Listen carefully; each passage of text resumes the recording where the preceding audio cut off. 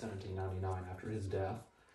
As a teenager, he was trained as a coachman, so he would have chauffeured the Henry family, um, cared for the driving horses, fixed the wagons and the carriages.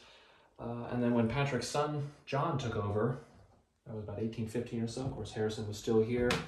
John died in 1868. Harrison was freed. We're now standing in front of two stone foundations that belong to a former slave quarter and a storage barn or a work shed here at Red Hill. These were constructed likely in the 19th century under the residency of John Henry by one of his 54 enslaved people.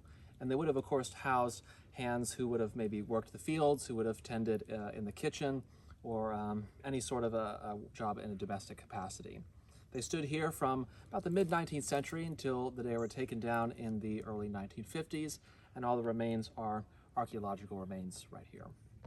We're now at the Quarter Place Cemetery.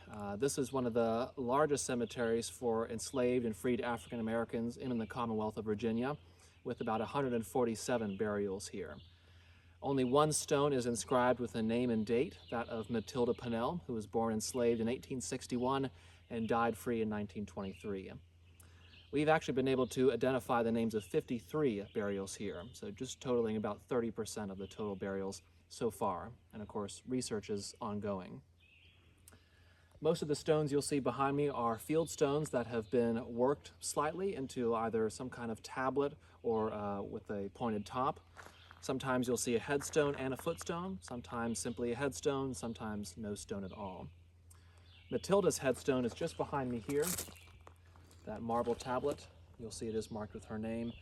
And it's in fact because of Matilda that we've been able to trace much of the living descendants of formerly enslaved African Americans here at Red Hill. The names Pennell, Britton, Ewell, Henry, Hamlet, they're all very strong in the local African American community, and many of them are indeed descendants of those who were enslaved under Patrick Henry's time. And over here you can especially see the dips in the ground. Those are because they were buried with a wood coffin. Over time, the coffin rotted and collapsed, and the dirt sunk in on top of it. So those do mark a burial place.